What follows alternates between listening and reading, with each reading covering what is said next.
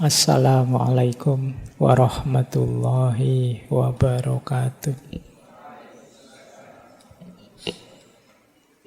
Bismillahirrahmanirrahim. Alhamdulillahirabbil alamin. Assalatu wassalamu ala asyrafil anbiya'i wal mursalin. Sayyidina wa maulana Muhammadin wa ala alihi wa ashabihi wa man tabi'ahum bi ihsanin ila yaumiddin. Amma ba'du. Bismillah, mari kita lanjutkan lagi belajar kita. Kita lanjutkan ngaji filsafat kita. Malam hari ini masih di tema etika politik. Malam ini kita ambil tokohnya Konfusius. Ini tokoh yang beberapa kali kita angkat karena memang filosofi beliau luar biasa. Beliau disebut orang sebagai guru pertama di dunia. Ya meskipun sebenarnya mungkin ya pasti adalah guru-guru sebelumnya. Cuma kebesaran nama beliau membuat beliau disebut sebagai guru yang pertama. Mungkin nama beliau ya kalau pakai aslinya memang Kongzi. Kongzi itu artinya guru Kong. Konfusius itu lebih ke lidahnya barat untuk menyebut beliau ya.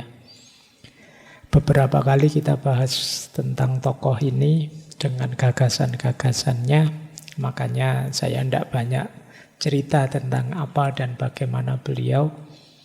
Yang jelas beliau ini filosof besar, kemudian juga guru, kemudian juga ahli politik dan ahli ilmu politik pada zamannya. Meskipun perjalanan hidup beliau tidak bisa dikatakan enak terus. Beliau ini keturunan bangsawan tapi miskin. Bahkan sejak kecil beliau harus susah payah menghidupi keluarganya karena sejak kecil ayahnya meninggal. Di masa kecil sempat harus bertani, tapi karena tekun belajar, ya dikenal sangat cerdas, sangat pintar. Bahkan usia 20 tahun sudah bisa buka sekolah sendiri. Bisa dibayangkan ya, kalian usia berapa sekarang? Sudah bisa buka sekolah sendiri, yang itu muridnya mulai para bangsawan sampai orang kecil. Beliau sempat juga masuk ke dunia politik, tapi di sana banyak sekali keprihatinan. Beliau banyak yang suka, tapi banyak juga yang benci. Pada akhirnya dipaksa turun, kemudian bersama murid-muridnya mengembara ke banyak tempat, melihat banyak kepahitan, mengalami banyak juga kepahitan. Sampai kemudian kembali lagi ke negerinya, tempat lahir beliau, negeri Lu namanya.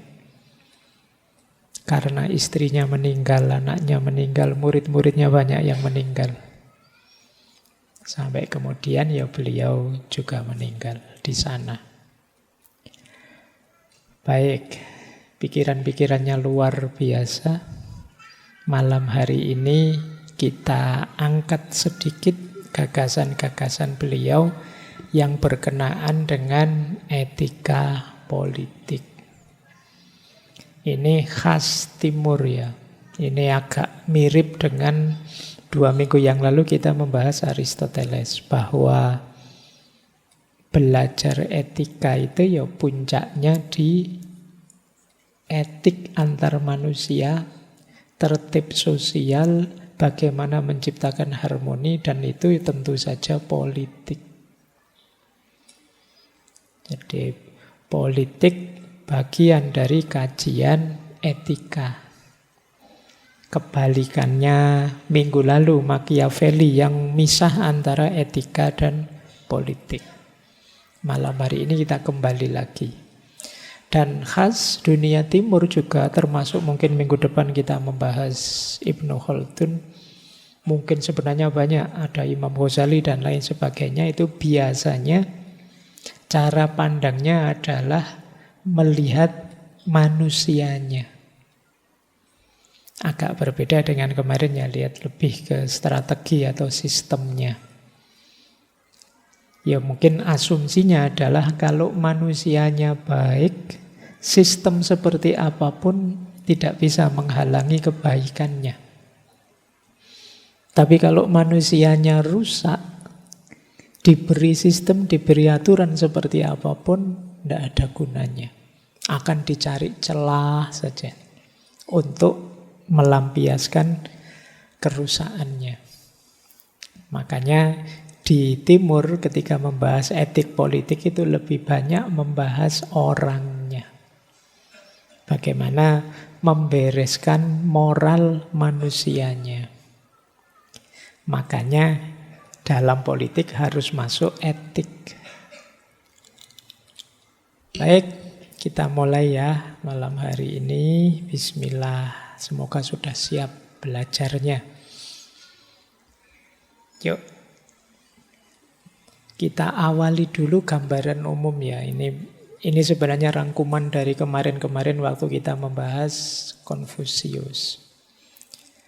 Jadi Konfusius punya beberapa asumsi sebelum nanti kita masuk ke pikiran-pikiran etiknya. Asumsi yang pertama menurut beliau, manusia itu pada dasarnya baik.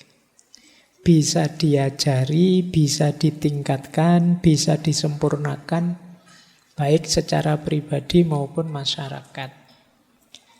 Ini kemarin kan kalau di Machiavelli manusia itu pada dasarnya jahat, buruk. Nah kalau sekarang manusia itu pada dasarnya baik. Berarti kalau ada orang tidak baik, itu dia sebenarnya sedang keluar dari jalur, dari fitrah kemanusiaannya.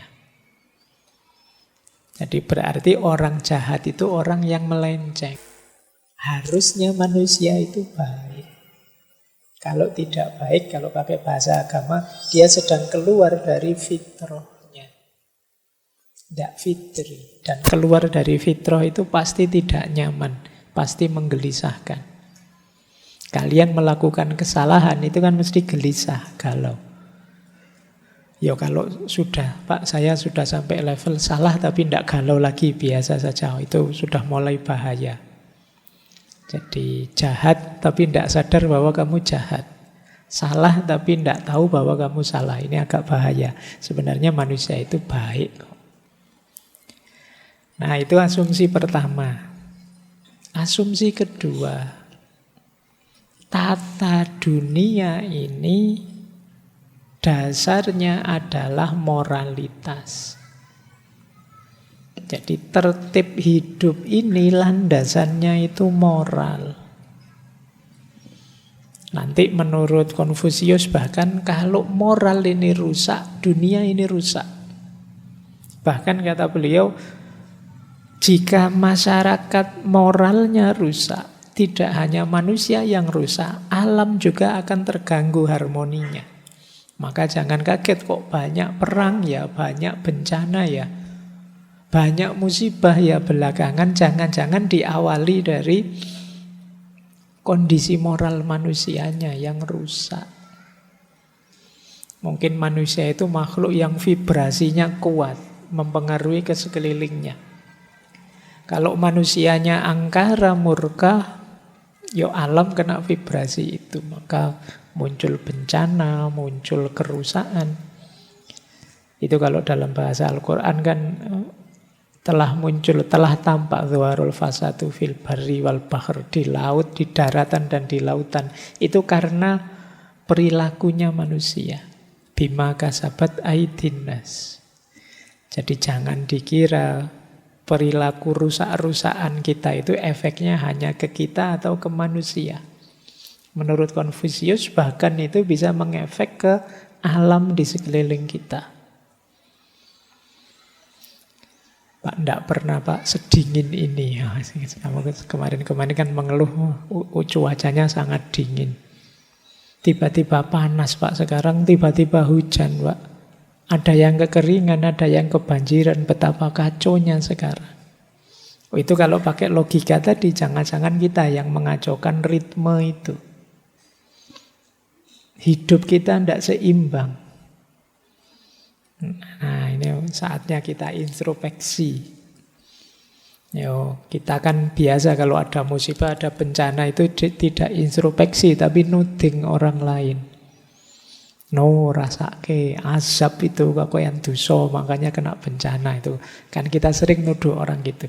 Yuk kita sekarang dibalik ya, kalau ada bencana, ayo introspeksi. Jangan-jangan ada andil kita, kelakuan kita, kebencian kita, angkara murka kita yang berefek ke sekeliling. Ini asumsi kedua. Dan berarti apa? Lah kalau begitu gimana Pak tertibnya? Tertibnya itu diawali dari moral. Berarti yang tadi disebut rusak-rusakan bima kasabat aydin nas itu berarti ketika manusia sudah kehilangan moralitasnya. Ini asumsi kedua. Asumsi ketiga, kata Konfusius, manusia itu menghadapi kerusakannya jangan menunggu Ratu Adil, jangan menunggu Imam Mahdi. Kita kalau menunggu ya kalau datang segera, kalau tidak datang segera. Maksud kita mau diam saja. Maka orang tidak memerlukan juru selamat, kata beliau, tapi kita perlu guru yang nuntun, yang baik. Jadi nanti bagian dari ajaran pentingnya Konfusius itu ya tentang guru. Guru yang baik yang bagaimana? Dia yang menjalankan apa yang dia katakan. Perilakunya adalah representasi dari apa yang dia ajarkan. Itulah guru yang baik, kata beliau. Nanti di tulisannya beliau menyebut pertama-tama dia mempraktekkan apa yang dia ajarkan dan kemudian mengajarkan apa yang dia praktekkan. Ini mungkin nyambung kalau dalam falsafah Jawa ada peribahasa ilmu kuwi kelakone kanthi laku. Jadi orang yang bisa ngajar kita itu orang yang tuntas ilmunya. Orang yang tuntas ilmunya itu orang yang menerjemahkan ilmunya dalam perbuatannya. Tidak hanya ngomong dalam rangka posting, dalam rangka pamer, dalam rangka show, dalam rangka biar viral, dalam rangka followernya biar banyak, enggak. Guru yang baik itu guru yang bahkan sebelum dia ngomong orang sudah belajar dari dia. Kena dari mana? Dari perilakunya. Bila perlu mungkin dia tidak dipanggil guru oleh orang-orang, tapi memberi banyak pelajaran.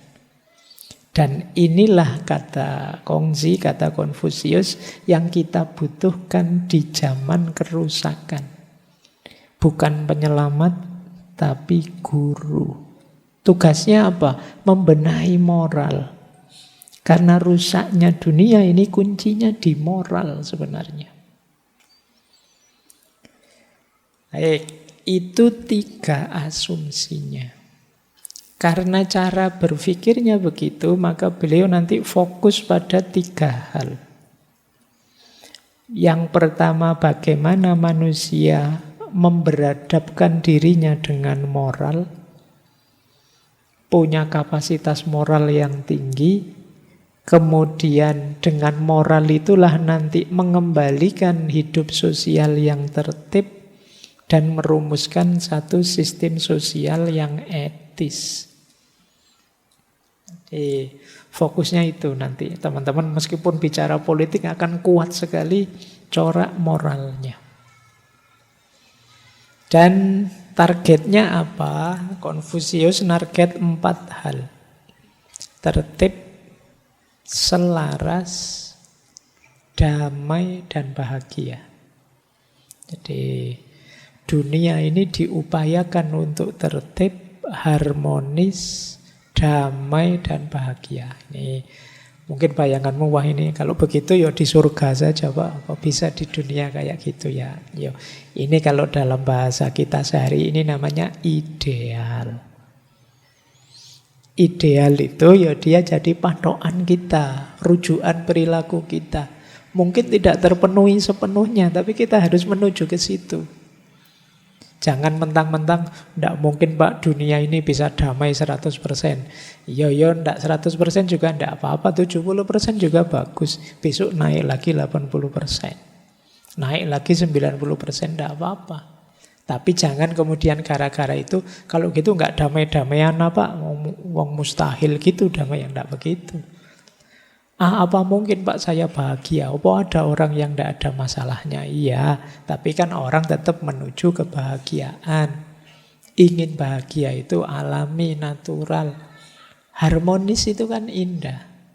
Selalu aja ada yang kacau kok Pak. Ya tidak apa-apa ada yang kacau. Tapi kan kita ingin menata biar indah. Apa tidak usah ditata saja. Wis belah suka-suka mulah tetap. Kan tidak begitu. Nah ini kita sering cara pikirnya kebalik-balik. Jadi yuk kita belajar malam hari ini itu mungkin agak berat diwujudkan. Tapi ini namanya ideal. Ideal itu jadi patokan kita, rujukan kita. Bahwa mungkin tidak terlaksana 100% ya kita upayakan semampu kita. Kalau bahasa usul fikihnya, ma la yudraku kulluhu la yudraku kulluhu. Apa yang tidak bisa dipenuhi sepenuhnya ya jangan ditinggal sepenuhnya. Dijalankan semampu kita. Nah, itu cara jawabnya ya. Kalau ada yang protes, Pak terlalu idealis, Pak kurang realistis. Loh, yang diwujudkan dalam realitas itu ideal. Tentu saja nanti ada negosiasi-negosiasi. Ada yang belum bisa 100%, masih 50% dulu, 30% dulu, dan seterusnya. Baik, ini secara umum gagasannya Konfusius. Ini nanti akan panjang materinya, jadi siap-siap ya, staminanya. Ada banyak sekali prinsip-prinsip untuk hidup tertib secara etis politik. Bismillah, kita mulai dari yang pertama. Prinsip etik pertama, yaitu D. Jadi D itu artinya daya atau kebajikan. Jadi prinsip etik dalam politik yang pertama, berpolitiklah dengan prinsip kebajikan. Apa sih kebajikan atau D itu? D itu adalah kekuatan moral yang dimiliki oleh seseorang atau penguasa yang memungkinkannya mempengaruhi orang lain dengan cara yang positif. Menurut Konfusius, penguasa yang mempunyai D ini, dialah yang punya otoritas moral dan kekuatan moral itu yang menjadi legitimasi kepemimpinannya.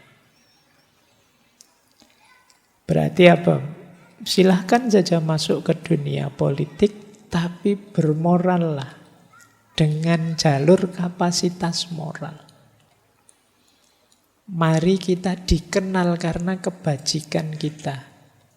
Biarlah kita dipilih untuk mewakili rakyat, misalnya alasannya adalah alasan moral kita dan kebajikan kita. Bukan karena bagi-bagi apa gitu, jangan itu.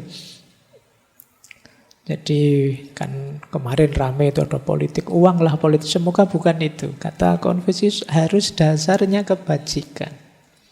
Kita juga begitu, yang memimpin maupun yang dipimpin itu harus berada di koridor kebajikan ini. Jadi kalau ditanya kenapa sih milih beliau? Karena beliau orang baik. Karena beliau moralitasnya tinggi. Nah, ini alasan etis. Menurut Konfusius, seorang yang moralnya tinggi, ketika dia memimpin, dia tidak perlu terlalu banyak aturan, terlalu banyak hukum. Kadang bahkan tidak perlu kekuatan militer harus turun. Dan dia akan dipatuhi. Kenapa? Karena dia orang baik. Dia menginspirasi rakyatnya jadi baik juga. Jadi tidak perlu harus dengan power untuk membuat tertib sosial. Orang lihat pimpinannya saja mau melakukan yang buruk sungkan sendiri. Nah ini yang saya bilang tadi, jangan-jangan teman-teman mustahil Pak, apa ada orang begitu. Dalam sejarah ada beberapa kan. Kalau dalam Islam kita kenal dulu, pernah kita bahas misalnya Khalifah Umar bin Abdul Aziz lah. Tokoh ini, tokoh itu adalah raja ini, raja itu ada ya. Yang membuat negaranya gemah ripah lojinawi dan seterusnya. Jadi kalau ada tokoh kuat sekali di bidang moral kebajikannya, pilihlah dia jadi pemimpin karena dia bisa menggerakkan orang tanpa menggunakan power militer, power hukum, power kekerasan. Orang dengan melihat pimpinannya tergerak sendiri untuk melakukan kebaikan, melakukan kebajikan. Makanya dalam tulisannya Konfusius, ini sebenarnya tulisan yang dirangkum oleh murid-muridnya. Kalau dalam bahasa Inggris diterjemah jadi analek. Dalam bahasa Tiongkoknya Lunji. Kitab ini isinya banyak sekali hikmah-hikmah dari Konfusius. Silakan teman-teman cari terjemahannya. Kalau bahasa Mandarinnya kan saya tidak yakin teman-teman bisa. Jadi ya terjemahannya ya. Judulnya analek. Analek itu kalau makna letterleknya sih analisis atau pembahasan. Jadi itu isinya itu pertemuan dialog-dialog antara Konfusius dengan murid-muridnya. Nah, antara lain dia di kitab itu disebut seseorang yang punya kebajikan tinggi akan memimpin tanpa memerintah. Kenapa bisa begitu? Anak buahnya yang dipimpin akan berusaha menangkap apa yang beliau inginkan. Yang baik, tanpa sebelum ngomong sudah jalan sendiri. Itu mungkin ilustrasinya kalau teman-teman ketemu orang mulia, orang besar, orang yang sangat kalian hormati. Itu kan sebelum beliau ngomong, itu kalian mikir, ini beliau ini cocoknya gimana ya? Apa sih keinginannya saya siapkan? Apa sih yang beliau inginkan saya lakukan? Jadi orang seperti ini kalau memimpin, ya dia akan memimpin tapi tanpa memerintah. Setiap orang akan menyesuaikan diri sesuai yang diinginkan oleh si pemimpin tadi. Hanya istilahnya artinya daya atau kebajikan. Orang baik akan memancing kebaikan. Orang bermoral itu juga akan memancing hal yang positif. Kalau di analek ada kalimat menarik begini. Kalau engkau sopan, engkau tidak akan direndahkan. Kalau engkau murah hati, engkau akan mendapatkan segalanya. Kalau engkau jujur, orang akan mengandalkanmu. Kalau engkau gigih, engkau akan mendapatkan hasil. Kalau engkau baik hati, orang akan mematuhimu. Jadi, coba dilihat logik ini ya. Ketika kita melakukan yang baik, yang moral, hasilnya juga kebaikan. Jadi untuk mancing kebaikan, hasil yang baik yang kita lakukan harus juga yang baik. Makanya kalau terjadi hal-hal yang negatif, tidak kita inginkan tapi terjadi, coba dilihat sebabnya. Jangan-jangan ada yang tidak baik yang kita lakukan. Makanya kalau dalam budaya timur itu kan sering kalau orang kena musibah itu terus mengeluhnya, dosa apa ya aku? Salah apa ya aku? Dosa apa ya aku? Karena logiknya memang kesalahan, dosa, kekeliruan, kemaksiatan itu akan ada efek negatifnya. Nah, kalau tidak ingin ketemu efek negatif itu ya lakukan yang baik, lakukan yang moral. Maka kata Konfusius, kalau engkau sopan, engkau tidak akan direndahkan. Kenapa sih orang merendahkan kita? Jangan-jangan ada perilaku kita yang menyakiti orang lain. Yang mungkin tidak berkenan bagi orang lain sehingga mereka menganggap kita rendah. Kalau kita murah hati, justru kita akan dapat segalanya, kata Konfusius. Kalau pelit, ya yang kita miliki hanya yang kita tahan, kita pelit, tidak mau berbagi tadi. Tapi kalau kita mau nge-share, kita punya semuanya, kata Konfusius. Kalau kita jujur, orang akan mengandalkan kita. Karena begitu ketahuan kita curang, orang tidak akan percaya lagi dengan kita. Jadi kalau kalian ingin dipercaya, diandalkan orang, jujurlah. Kalau engkau gigih, tekun, engkau akan mendapatkan hasil. Ini sudah hukumnya. Kalian kan sering pakai kalimat, usaha tidak mengkhianati hasil. Baik. Pak, saya sudah usaha keras kok Pak, hasilnya kok gitu-gitu saja. Itu lagi-lagi coba dicek, jangan-jangan ada salahnya. Ada yang belum pas yang dilakukan. Kalau pakai bahasa lebih sofistik, jangan-jangan masih ada yang kotor dalam diri kita. Karena kekotoran, meskipun ketemu dengan kejernihan, hasilnya bukan yang kotor jadi jernih, tapi yang jernih jadi kotor. Apakah itu kotor pikiran, kotor hati, atau kotor tindakan kita? Teman-teman saatnya introspeksi ya. Kalau ada perasaan, bener loh Pak saya itu semuanya. Itu kan perasaanmu. Coba dicermati lagi secara detail, secara jujur. Bahkan yang sangat tersamar sekalipun, kata Imam Ghazali, sekedar rasa aku, itu juga kotoran. Saya sudah sehebat ini loh Pak, serajin ini loh Pak, itu rasa aku sebenarnya. Itu juga sejenis kotoran. Ya kalau dalam tasawuf kan, obatnya rasa aku adalah kesadaran bahwa seperti apapun aku hari ini, sehebat apapun, sebaik apapun aku, sebenarnya kan anugerahnya Allah. Tidak semata-mata aku, ya alhamdulillah segala puji miliknya Allah. Nah baik, jadi kalau gigih pasti berhasil. Kalau tidak mesti ada yang tidak beres di prosesnya.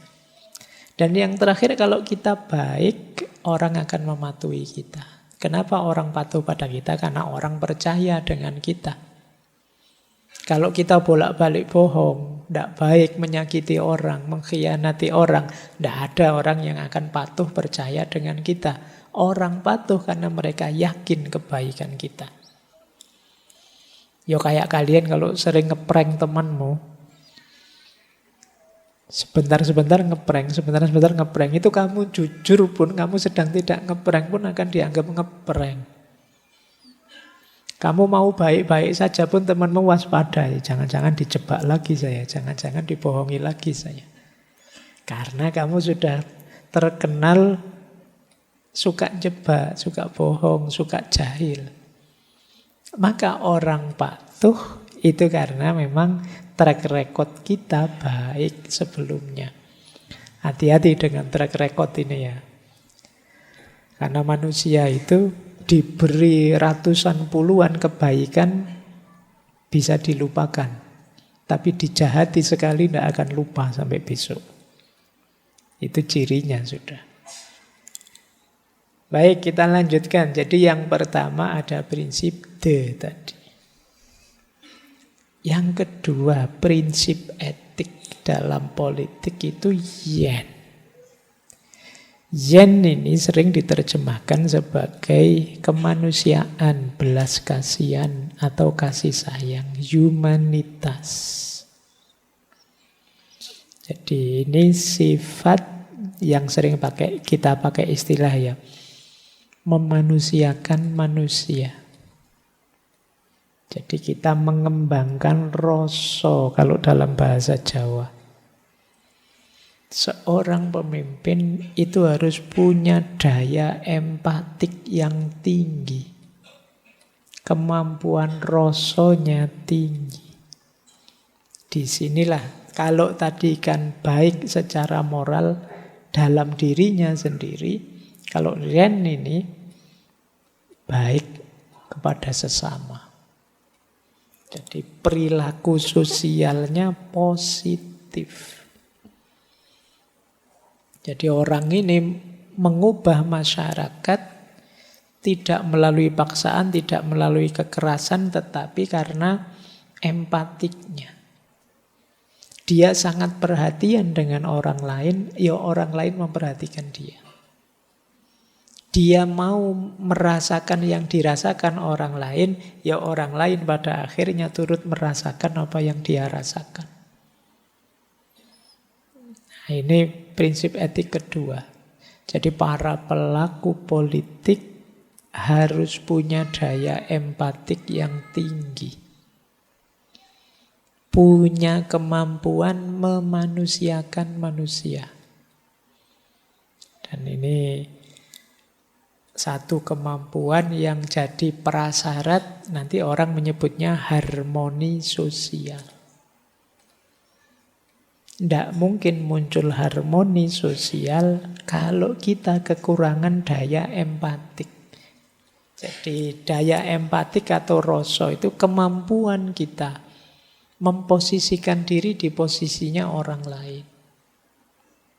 Seandainya saya kalian, misalnya, saya bisa membayangkan loh kalian jauh-jauh ngaji ke sini, nyari tempat yang enak, nyari minum. Tapi kok materinya ruwet, lama nggak selesai-selesai, terus sampai capek duduk. Itu kan saya bisa membayangkan itu, makanya yo saya tidak memperpanjang. Kalau sudah jam 10 ya tak tutup. Kalau mendekati jam 10 ya tak cepat-cepatkan materinya. Kenapa? Saya paham yang kalian rasakan. Kalian mungkin juga begitu, lihat saya, kasihan sekali ya Pak Faiz tiap Rebu malam harus ngoceh sendirian. Nyiapin materi, kalian mengempati padaku, aku mengempati kalian. Dengan relasi sosial semacam ini, harmoni akan muncul. Itulah. Jadi, pada siapa saja, coba kalian latihan mengempati. Wah, seandainya saya kayak pejabat itu ya, bohong, kemudian ketahuan, kemudian diserang orang se-Indonesia, minta maaf tidak dipercaya, misalnya. Terus kamu seandainya saya, itu kan kamu bisa mengempati nanti. Daya empati ini penting. Lawannya empati apa? Egois. Orang melihat segalanya dari sudut pandang dirinya saja. Tidak bisa mengambil sudut pandang orang lain. Sehingga apa? Tidak bisa memanusiakan manusia yang lain. Karena yang dia lakukan adalah mengobjekkan orang lain. Jadi orang lain jadi objek pikiranku, objek keinginanku, objek perspektifku. Makanya kata Habermas, manusia dengan manusia itu hubungannya jangan subjek-objek. Hubungannya itu kan subjek-subjek. Saya subjek, orang lain ya subjek. Subjek ketemu subjek, ya jangan saling mengobjekkan. Saling menghargai subjektivitas masing-masing. Kadang-kadang kan kalau lihat medsos itu kan setiap orang memaksakan perspektifnya. Lupa bahwa orang lain juga punya perspektif. Itulah nanti yang disebut daya empatik. Pemimpin, politisi harus punya daya empatik yang tinggi karena dia mewakili kepentingan orang yang dia pimpin. Kalau pemimpin kok egois, hanya memenangkan perspektif keinginannya saja, ya selesai. Dia tidak akan menciptakan harmoni. Yang terjadi apa? Ketidakpuasan dan konflik. Ini kalian ingat-ingat ya. Kalau saya ngomong pemimpin, ya tidak harus level negara sebenarnya sih. Ya level kalian juga bisa. Sekedar ketua kelas yang tugasnya WA dosen. Itu pun ya harus bisa mengempati teman-temannya yang lain di kelas. Apa yang dirasakan oleh temannya, apa yang diinginkan. Teman-temannya juga begitu. Harus bisa mengempati temannya yang jadi ketua kelas tadi. Kasihan ya ketua kelasku ini. Kalau ada apa-apa dimarahi, dia dosennya marah juga ke dia. Tidak ada gajinya misalnya. Itu namanya mengempati. Ya, jadi pada apa saja terapkan ini, kebersamaan kalian akan indah. Baik, ini prinsip Yen.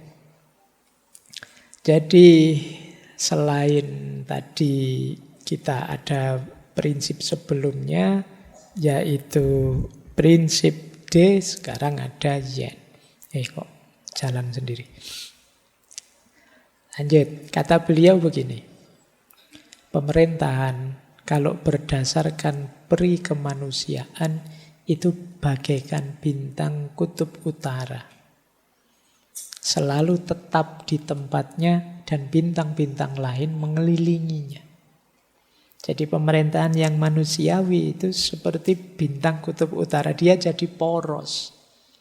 Dia diam saja, bintang yang lain mengelilinginya. Itulah yang disebut pemimpin yang bermoral tadi. Dia bisa jadi panutan. Terus selanjutnya, ini mohon maaf saya lupa menerjemahkannya, tidak apa-apa ya. Inggrisnya. To govern is to correct. Memerintah itu sebenarnya meluruskan. If you set an example by being correct, who would dare remain incorrect? Kalau engkau sudah memberi contoh dengan melakukan yang benar, siapa kemudian yang berani tidak benar? Jadi memimpin itu bukan melakukan yang benar, menunjukkan jalan yang benar. Nah, kalau pemimpinnya sudah mencontohkan ini loh yang benar, siapa kemudian yang berani tidak benar? Tapi kalau pemimpinnya sebaliknya melenceng, ya sebaliknya juga yang lain akan ikut melenceng. Jadi kalau para panutannya kacau, yang bawah juga ngaco. Kalau panutannya lurus, yang bawah juga pasti lurus. Dan itu logikanya memang begitu, karena yang namanya pemimpin itu porosnya, puncaknya. Itulah mengapa the government that governs least governs best. Jadi kok ada pemerintah yang memerintah sangat sedikit, itulah pemerintah terbaik. Pemerintah sangat sedikit itu hanya sangat sedikit hal diatur. Yang lain orang sudah ngerti sendiri, jalan sendiri dan benar. Kok semakin tahun semakin nambah undang-undang, ya berarti ada yang tidak beres. Semakin nambah aturan, ada yang tidak beres. Harusnya manusia itu tambah dewasa, tambah tidak perlu banyak aturan. Dia sudah bisa baik sendiri tanpa harus diatur. Tidak ada undang-undang, tidak ada KUHP pun saya pasti tidak maling, saya pasti tidak nyolong, saya pasti tidak. Ini tambah dewasa. Jadi masyarakat dewasa juga begitu. Dia tidak perlu terlalu banyak aturan, tidak perlu terlalu banyak diatur. Maka pemerintah yang sukses itu yang aturannya tambah sedikit.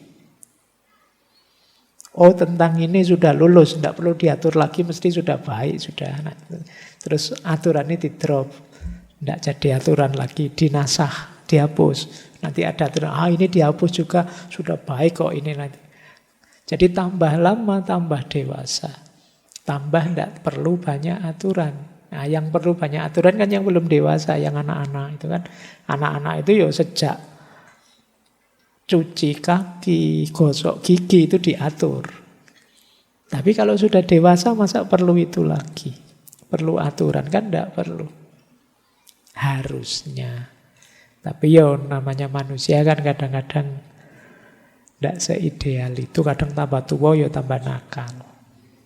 Dulu zaman SD alim loh, saya mahasiswa tambah kumat. Dulu di pondok betapa solehnya, wah sekarang mahasiswa pacaran betapa brutalnya. Kemarin sangat dikekang, sekarang sangat leluasa. Harusnya tambah dewasa, tambah mampu mengendalikan diri sehingga tidak perlu terlalu banyak aturan. Nah, ini contoh pemimpin yang dewasa, masyarakat yang dewasa. Loh, kalau hidup bersama politik itu seindah ini nyaman. Tapi ya itu tadi, ini Konfusius saya bilang tadi, ini ideal ya. Tidak gampang menerjemahkan ini, tapi perlu dituju ke sini. Terus, prinsip ketiga, li. Prinsip li ini artinya lebih pasnya tata krama atau etiket atau ritual. Adat, tradisi, kebiasaan baik. Pemimpin harus mampu menghidupkan li. Jadi ada kebiasaan baik, budaya yang baik, ritual mungkin di masing-masing religi, masing-masing agama, biarkan berjalan, dilestarikan, dan para pemimpin berpartisipasi. Kenapa?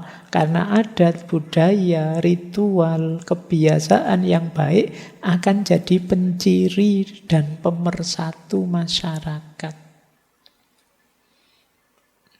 Jadi ini prinsip ketiga.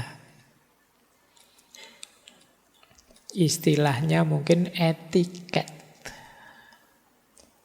Budaya yang baik, tata krama. Ketemu yang lebih tua, menyapa, cium tangan, itu tata krama budaya. Hidupkan. Ini kan ada banyak itu. Sopan santun, mungkin tiap daerah beda-beda, tapi silahkan saja hidupkan itu semua. Itulah identitas yang menyatukan masyarakat. Jadi jangan tidak tahu menahu, jangan tidak peduli, jangan abai dengan tata krama, ritual, etiket, sopan santun di tengah masyarakat. Kalian juga begitu, yang generasi muda, kalian juga harus paham tentang adat, budaya, kebiasaan yang positif di tengah masyarakatmu. Ada banyak sekali, semoga kalian meskipun asik dengan gadgetmu tidak lupa untuk bersosialisasi. Paham apa yang harus dihidupkan yang mempererat kebersamaan sosial. Nah, kalian kan saya tahu lah kamu sibuk sekali hari-hari ini. Mungkin harus push rank, mungkin harus ya. Tapi ya jangan lupa bersosialisasi ya dengan temanmu, dengan tetanggamu, dengan masyarakat. Ada banyak ritual-ritual dalam tanda petik. Mungkin yang religius, mungkin yang sosial, sekedar pertemuan RT, sekedar kerja bakti, sekedar ronda, dan lain sebagainya. Kalian harus ikut berpartisipasi. Dalam rangka apa? Kohesi sosial. Biar nyambung kebersamaan di antara kalian, berarti kalian masih kuat kebersamaannya. Nah, kalau itu negara, negaranya juga tambah kuat. Pemimpin yang baik harus menghormati dan mempraktekkan li untuk menjaga keteraturan sosial dan stabilitas negara. Kata Konfusius, pimpinlah masyarakat dengan perintah administratif dan aturlah mereka dengan ancaman hukuman, maka mereka akan terhindar dari hukuman namun tidak akan merasa malu. Tapi pimpinlah mereka dengan kebajikan dan tempatkan mereka sesuai peran dan dalam praktek-praktek ritual mereka, maka selain menumbuhkan rasa malu, mereka akan menata diri sendiri secara harmonis. Jadi kalau kita mengandalkan hukum, mengandalkan undang-undang, mengandalkan militer dan lain sebagainya, mungkin masyarakat patuh tapi tidak sadar. Begitu tidak ada yang ngawasi, begitu merasa aman dari ancaman, dari sanksi, mereka akan santai melanggar. Ya kayak kalian kalau naik motor atau naik mobil itu ya kan, kamu kan ngincer dulu ada polisi enggak? Enggak ada polisi, aman. Ada razia enggak? Ini kemarin ini banyak razia ya. Enggak ada razia ya aman kan gitu. Jadi kalian patuh karena merasa terancam dengan hukuman. Istilahnya Konfusius ya patuh sih agar terhindar dari hukuman, tapi tidak merasa malu, tidak punya kesadaran bahwa aturan dibuat untuk kita. Oleh karena itu, jangan hanya mengandalkan ancaman hukuman. Caranya bagaimana? Hargai dan tempatkan orang di posisinya masing-masing dan pemimpin juga terlibat di sana. Jadi, saya juga pakai helm kok meskipun saya jabatannya tinggi. Saya juga patuh berlalu lintas kok meskipun pelatnya merah misalnya. Saya juga, ini akan istilah saya tadi ya, membuat rakyat sungkan. Ada contoh, ada panutan yang di atas. Mereka nanti sadar bahwa itu memang penting. Meskipun jabatan saya tinggi, lampu merah ya berhenti. Meskipun ada patwalnya berhentilah, tidak apa-apa. Itu apa? Ketika terlibat di situ akan dihargai oleh rakyatnya. Kemudian muncul kesadaran, tidak sekedar keterpaksaan. Ini yang diteorikan oleh Konfusius. Baik, jadi ini caranya melahirkan ketertiban di level sosial tadi, level etiket, ritual, tradisi, budaya, dan lain sebagainya. Lanjut, Konfusius terus melanjutkan. Untuk menertibkan dunia, pertama-tama kita harus menertibkan negara. Untuk menertibkan negara, pertama-tama kita harus menertibkan keluarga. Untuk menertibkan keluarga, pertama-tama kita harus mengembangkan kehidupan pribadi kita. Pertama-tama kita harus meluruskan hati kita. Jadi caranya bagaimana? Yuk membuat beres diri kita masing-masing secara moral. Etika maupun etiket, akhlak maupun adab. Jadi diri kita sendiri-sendiri ayo digarap. Kalau kita sudah beres, keluarga kan pasti juga beres. Kalau keluarga-keluarga beres, ya negara akan beres. Kalau negara-negara beres, seluruh dunia akan beres. Maka kalian jangan pernah merasa siapalah saya, Pak. Kalau saya jahat, saya nakal, kan hanya saya, Pak. Siapa saya? Tidak, kamu juga penting meskipun kamu sendirian. Karena kalau kamu baik, jadi anak beres, anak soleh, keluargamu kan juga beres, baik, soleh. Kalau keluarga-keluarga ini baik semua, negara juga baik. Kalau negara-negara baik, dunia juga baik. Berarti yang pertama-tama harus kita lakukan, membereskan diri kita. Dari aspek akhlak maupun adab hidupnya. Siapapun kita, apapun posisi kita. Jadi inilah rumusnya untuk hidup dengan tertib sesuai adat budaya tradisi. Ayo kita sendiri membangun diri kita pertama-tama. Jangan nunggu orang lain, jangan merasa siapalah saya. Apa pentingnya saya? Pak, saya itu cuma mahasiswa jurusan tidak favorit juga, sudah tidak lulus-lulus lama juga, saya tidak ngefek apa-apa kok Pak bagi Indonesia, apalagi bagi dunia. Loh, kalau semuanya mikir begitu, bubar hidup ini. Akhirnya ya dari buruk yang satu, buruk yang satu, buruk yang satu, ya satu titik hitam kalau ngumpul banyak, ya bisa jadi titik hitam yang sangat luas. Kalau satu orang pesimis, yang lain pesimis juga, yang sana pesimis juga, ya kita lahir generasi pesimis. Maka jangan anggap kecil dirimu. Pak, ini kan untuk pemimpin yang besar-besar, atau Pak kalau saya kan tidak penting begitu. Tidak, kamu juga ikut andil. Tidak ada manusia yang tidak terlibat dalam tertib sosial. Tata tertib sosial itu kan yang disebut politik. Entah kita posisinya di mana.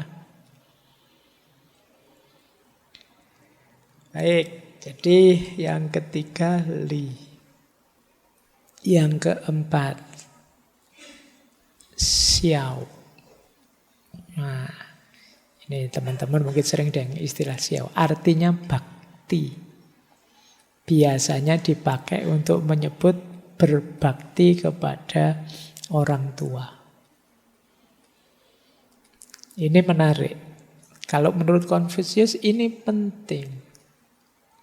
Berbakti kepada orang tua, kata beliau, itu landasan semua jenis kebajikan.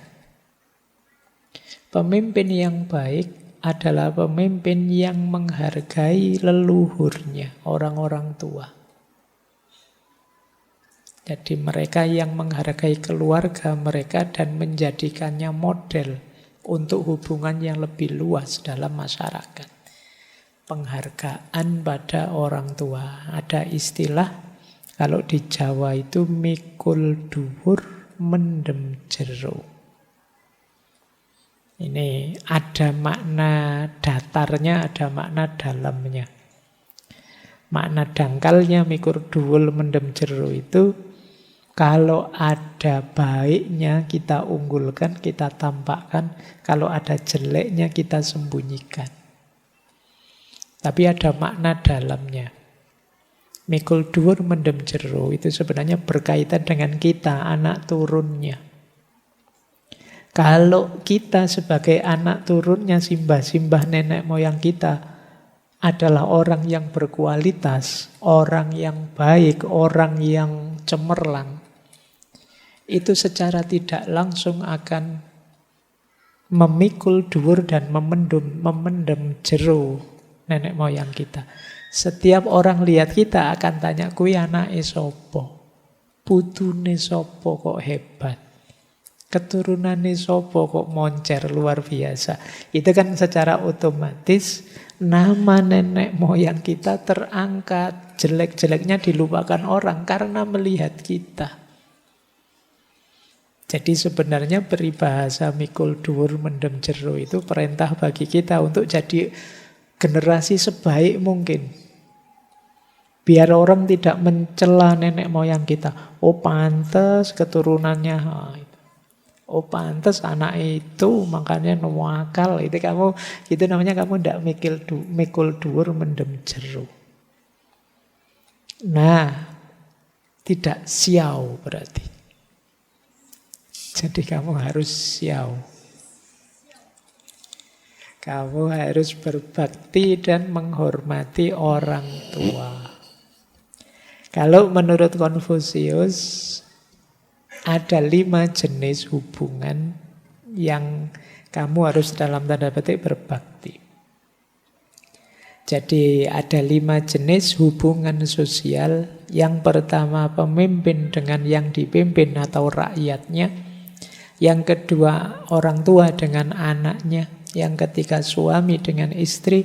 Yang keempat kakak dengan adik. Yang kelima antar teman.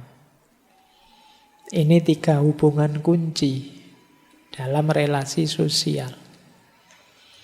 Sering mungkin teman-teman diberi materi tentang berbuat baik sesuai relasi ini. Yang muda harus hormat dan setia kepada yang lebih tua. Yang statusnya lebih rendah menghargai dan patuh pada yang statusnya lebih tinggi. Sebaliknya yang tua, yang lebih tinggi harus adil, menyayangi dan bijaksana pada yang lebih muda. Jadi disitulah nanti muncul harmoni, keseimbangan, tertib sosial. Yang muda menghormati yang tua menyayangi yang muda. Demikian juga yang tua ingin mewujudkan keadilan, yang muda setia dan patuh pada yang tua. Nah, kalau relasi ini yang muncul, apakah itu antara pemimpin dengan rakyatnya, orang tua dengan anaknya, antara suami dengan istrinya, antara kakak dengan adiknya, atau antar teman, hidup sosial itu akan indah. Jadi karena tadi rumus hubungan sosial. Jadi menghargai relasi, menghargai yang lebih tua, itu bagian dari harmoni sosial. Confucius menyatakan, I am not one who was born with great wisdom. I love the ancient and diligently seek wisdom among them. Aku bukan orang yang lahir terus membawa kebijaksanaan-kebijaksanaan besar. Aku hanya orang yang cinta pada nenek moyang dan dengan tekun mencari kebijaksanaan-kebijaksanaan di antara mereka. Jadi Confucius tidak sombong aku, ini loh pikiran-pikiran hebat ini dari saya. Tidak begitu. Dia bilang, aku bukan orang yang sejak lahir pintar membawa banyak wisdom. Tapi aku suka dengan nenek moyang dan aku cari wisdom-wisdom di antara mereka. Jadi ini perilaku ini menarik karena kadang-kadang kita yang muda itu merasa lebih tahu dari yang tua. Padahal orang tua itu pastinya pengalamannya jauh lebih panjang, pertimbangannya jauh lebih luas. Dari sisi pengetahuan bisa saja sih kita lebih banyak, tapi dari sisi kebijaksanaan menyikapi hidup, yang lebih tua, yang lebih luas kebijaksanaannya. Makanya istilahnya wisdom. Dan yang dilakukan oleh Confucius, ya beliau bilang, saya menjelajahi wisdom among them. Di kalangan nenek moyang kita. Kalau teman-teman yang mahasiswa kan sering merasa sudah lebih pintar dari orang-orang tua. Sehingga kalau dinasehati mesti jawabannya, ala bapak ngerti apa, ibu ngerti apa, kan mesti begitu. Mentang-mentang sering ngaji filsafat, nanti pulang-pulang bapaknya diceramai Aristoteles sama Machiavelli nanti. Ayo. Kalau kalian kan mungkin masih tajam pikiranmu, sehingga memorimu masih kuat, koleksi wawasanmu banyak. Tapi kebijaksanaan lebih banyak orang tuamu. Ada cerita yang populer sekali berkaitan dengan Confucius ini tentang kebijaksanaan tadi. Satu ketika ada muridnya Confucius yang jadi pejabat di pasar. Nah, di pasar ini saat itu terjadi pertengkaran antara seorang penjual dengan pembeli. Ini pertengkarannya tentang hitung-hitungan dagang, pembelian. Nah, pedagang ini salah ngitung. Dia menganggap 8 kali 3 itu 23. Yang jual ngotot, ya enggak, 8 kali 3 itu ya 24. Itu gegeran. Nah, terus datanglah muridnya Konfusius ini, ya karena dia pejabat di pasar, dia ingin menengahi pertengkaran itu. Nah, setelah tahu permasalahannya, terus ya dia bilang, yang benar memang 24, 8 kali 3 itu. Nah, si pedagang ini ngeyel, enggak, saya tahu yang benar 23. Debat melawan orang ngeyel itu kan memang susah. Dia harus menang. Argumen pokoknya itu kan tidak bisa dibantah. Nah, akhirnya si pedagang ini bantah-bantah tidak selesai. Emangnya kamu Konfusius? Kalau Konfusius saya baru percaya. Nah, terus ya sudah, kalau tidak percaya kamu ayo datang. Saya muridnya Konfusius, ayo datang ke Konfusius. Terus dia ngejel, ya sudah, ayo datang. Kita taruhan ya. Nanti kalau yang benar saya, kamu letakkan jabatanmu. Kamu jadi orang biasa lagi. Tapi kalau kamu yang benar, saya rela dipotong kepala saya. Wah, dia bilang begitu. Datanglah pada gurunya Konfusius. Begitu tanya pada gurunya, wahai guru, ini kita berselisih ini, 8 kali 3 ini persoalannya. Dia ngotot 23. Padahal yang benar kan 24 ya guru. Jawabannya Konfusius, menurut saya yang benar itu ya 23 sih. Wah, itu betapa kecewanya itu muridnya ini. Tapi ya gurunya menetapkan hati bilang 23, ya sudah. Tidak berani kan dia bantah gurunya. Akhirnya selesai urusan, dia terpaksa meletakkan jabatannya. Setelah itu dia balik lagi, wahai guru, kok tega-teganya sampean bilang 8 kali 3 itu 23, kan memang 24. Iya memang 24. Tapi kalau saya bilang 24, ada orang kehilangan nyawa. Kalau saya bilang 23, hanya jabatanmu yang hilang dan nanti gampanglah bisa diurus lagi. Ini yang disebut kadang-kadang kebijaksanaan.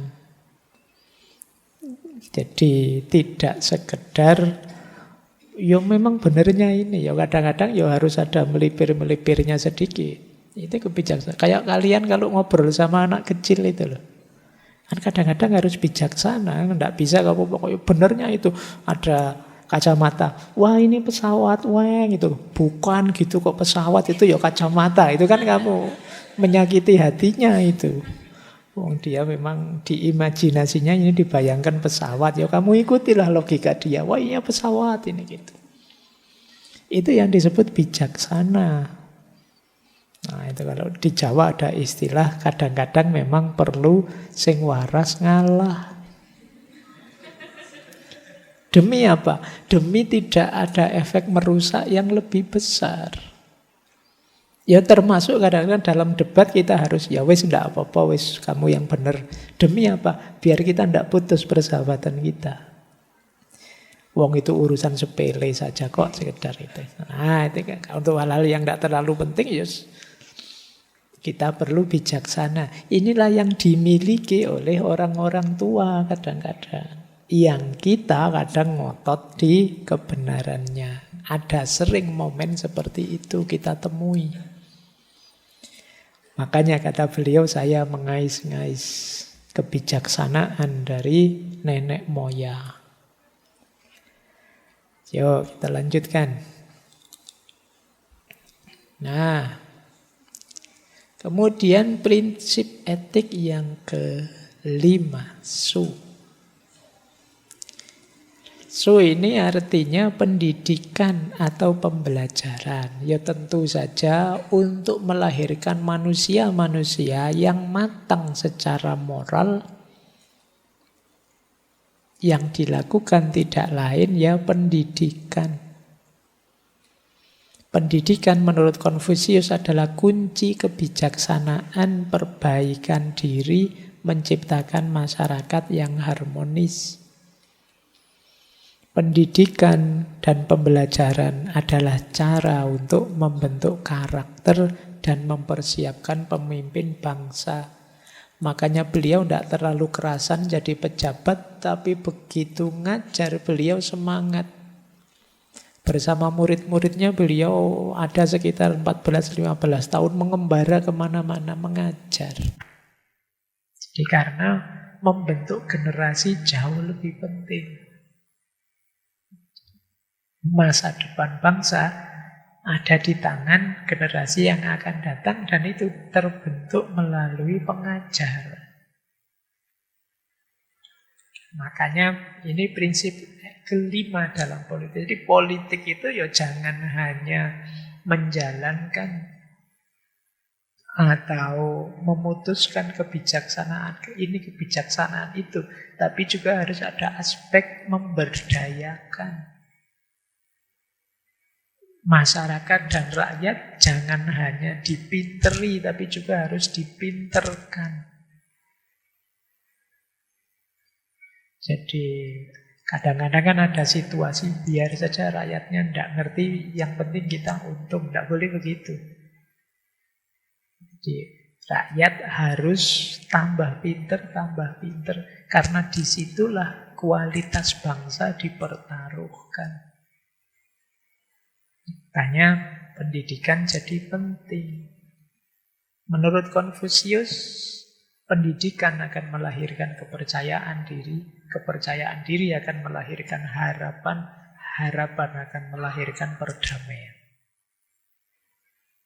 Kenapa pendidikan melahirkan kepercayaan diri? Karena orang-orang terdidik, orang-orang berkualitaslah yang punya kepercayaan diri. Aku siap, aku bisa, aku mampu. Itu kan diperoleh melalui pendidikan. Orang yang tidak terdidik, tidak pernah belajar, sulit untuk percaya diri. Sulit untuk merasa aku bisa. Kalian kan misalnya tidak pernah belajar terus, alah jalani saja mesti bisa. Itu kan kalian mesti tidak pede. Jalan saja nanti bisa. Kalau saya tidak pernah belajar, saya tidak pernah latihan. Kok dipaksa pasti bisa, itu gimana? Tapi kalau sudah belajar sebelumnya, kalau sudah dididik sebelumnya, lebih mudah untuk percaya diri. Jadi cara untuk mengatasi kalau teman-teman tidak pede tentang apapun, belajarlah. Pak, saya kalau ngomong di depan itu selalu pelekak-pelekuk grogi, Pak. Latihan, belajar. Cari triknya, cari caranya yang cocok untukmu. Jadi pendidikan itu membuat percaya diri. Kalian, Pak, saya mau keluar negeri, Pak, tapi bahasa Inggris saya itu loh, Pak. Ya belajar, nanti kalian percaya diri pasti. Jadi kuncinya belajar. Kalau sudah percaya diri, biasanya muncul harapan. Ada keinginan, berani bercita-cita. Sekarang saya berani, Pak, dapat beasiswa ke luar negeri. Kenapa? Saya bisa bahasa Inggris, saya percaya diri. Harapan muncul. Tapi kalau tidak percaya diri karena merasa belum memenuhi kualifikasi, ya kalian tidak berani matok keinginan. Tidak berani menetapkan target, menetapkan harapan. Orang putus asa itu kan orang yang tidak percaya dengan dirinya. Dan itu kemungkinan karena level pengetahuannya tidak nyampe. Maka pendidikan melahirkan generasi yang percaya diri. Generasi yang percaya diri berarti generasi yang penuh harapan. Dan hanya orang-orang yang masih punya harapan, punya cita-cita besar ke depan yang bisa berdamai. Ayo sekarang tertib, ayo sekarang harmonis, ayo sekarang aman. Dalam rangka apa? Mewujudkan cita-cita tadi, harapan tadi. Jangan sampai kacau, jangan sampai perang, jangan sampai hancur. Yang mau diajak damai itu orang yang masih punya harapan. Jadi kuncinya 3 ini. Pendidikan, kemudian kepercayaan diri, kemudian harapan. Dari situlah muncul perdamaian. Rumusnya di situ ternyata hubungan antara perdamaian dengan pendidikan. Itu kalau versinya Konfusius. Baik, ada quotes lagi yang menarik dari beliau. Jika engkau berencana untuk 1 tahun, tanamlah padi. Jika engkau berencana untuk 10 tahun, tanamlah pohon. Jika engkau berencana untuk 100 tahun, didiklah anak-anak. Ini sebenarnya ya maunya menegaskan pentingnya pendidikan. Jadi kalau mau investasi untuk keuntungan 1 tahun, nanam padi. Ya nanti kamu panen kan bisa bertahan setahun. Tapi kalau ingin investasi untuk 10 tahun, nanam pohon. Oh jati apa-apa ya 10 tahun itu lumayan sudah. Menanam pohon 10 tahun sudah besar, bisa kita nikmati. Tapi kalau ingin investasi untuk 100 tahun, didiklah anak-anak. Ini sebenarnya ingin menegaskan anak-anak adalah masa depan dunia ini. Kalau tidak kita didik mereka sejak sekarang, jangan mimpi di masa depan akan nyaman, aman, harmonis situasinya. Jangan mimpi di masa depan kita bisa panen, tidak bisa. Jadi pendidikan jadi kunci yang paling utama. Baik. Terus ya, ini sebenarnya penegasan saja tentang pentingnya pendidikan. Nah, ini perspektif yang berbeda tentang mendidik rakyat. Menurut Konfusius, mendidik rakyat dengan undang-undang dan hukuman, hal ini akan menjadikan rakyat hanya berusaha menghindar dan mereka tidak akan menganggap perbuatan salah sebagai keliru. Tetapi mendidik rakyat dengan kebajikan, kemurahan hati, dan moral kesusilaan, maka akan menjadikan rakyat bukan saja menyadari kesalahan itu, malah mereka akan rela menuju ke arah jalan yang benar. Ini seperti tadi ya. Kalau pendidikan itu hanya lewat aturan dan hukuman, ya hasilnya adalah orang-orang yang pinter ngeles dari hukuman, dari aturan, dan tidak menganggap salah sebagai salah. Jadi mencuri boleh asal tidak ketahuan, karena kalau ketahuan disebut melanggar hukum, kan begitu. Korupsi boleh asal tidak kena OTT. Karena kalau kena ya berarti urusan hukum, undang-undang. Ya, jadi kalau hanya tentang hukum dan undang-undang yang diajarkan, akan lahir orang-orang yang menghindar dari kesalahan lewat hukum dan undang-undang, tapi dia tidak ngaku bahwa itu salah, tidak menganggap itu salah, hanya menganggap itu melanggar hukum dan melanggar undang-undang. Padahal hukum itu kan untuk mewakili tatanan tadi. Tapi orang kalau hanya ngerti hukumnya saja, ya dia hanya kalau salah merasa melanggar hukum, itu saja sih. Kalau levelnya ini ya tidak efektif. Untuk lebih efektif apa? Pendidikan itu diberikan melalui kebajikan, kemurahan hati, moral kesusilaan. Jadi sifatnya upgrade moral, penyadaran moral, sehingga membuat orang kemudian sadar bahwa oh iya, Ini salah. Kalau saya tidak pakai helm, ini membahayakan diriku dan membahayakan orang lain. Jadi tidak sekedar melanggar hukumnya, tapi karena ada efek negatifnya. Ini yang disebut kesadaran. Kalau saya mencuri, ada orang yang dirugikan. Yang itu bukan hak saya. Ada kesadaran, tidak sekedar melanggar hukumnya. Dan kalau perbuatan negatif apapun, ya efeknya ke saya nanti. Nah, inilah yang lebih penting. Jadi, Pak, kalau begitu tidak belajar hukum, tidak belajar undang-undang. Ya karena manusia itu kecenderungannya egois, susah diatur. Memang basicnya sadar hukum, sadar undang-undang. Tapi kalau bisa, ya naik level. Seperti saya bilang tadi, tidak ada hukum pun saya tidak akan melanggar kok.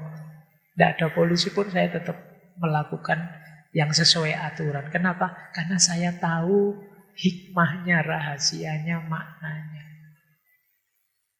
Dan ini menurut Konfusius lebih penting. Tidak sekedar mengancam dengan hukuman atau menjanjikan imbalan. Baik. Nah, ini juga beliau mengkritik kalau ada yang tanpa pendidikan tiba-tiba mengatur dan melarang. Jadi kalimatnya begini, dengan tanpa memberikan pendidikan, lalu memberikan kebijakan dan menjatuhkan hukuman, ini namanya kejam. Tidak diajarkan dulu, tidak disosialisasi dulu, tiba-tiba pokoknya hukuman. Ini kata Konfusius kejam. Dengan tidak memberikan kesempatan bersiap, memberi nasihat, lalu menuntut pekerjaan yang sempurna, ini namanya sewenang-wenang. Pokoknya besok harus pakai baju putih semua. Nah, tidak ada kesempatan beli, tidak ada kesempatan nawar, tidak ada kesempatan apa. Tidak ada jangka waktu yang cukup untuk siap-siap. Pokoknya yang tidak pakai baju putih saya hukum. Nah, ini namanya sewenang-wenang. Jadi memberi perintah terus menghendaki pekerjaan yang sempurna. Tidak disosialisasi, dididik dulu, kemudian tiba-tiba saja diputuskan, ini namanya kejam. Dengan tidak memberi arahan yang jelas kepada rakyat, lalu meminta menyelesaikan masalah segera, ini namanya pencuri. Kata Konfusius. Wong yo petunjuknya tidak jelas, tapi diminta segera selesai, itu namanya pencuri. Menyusahkan. Dan terakhir, memberi sesuatu tapi ragu-ragu, itu namanya pelit.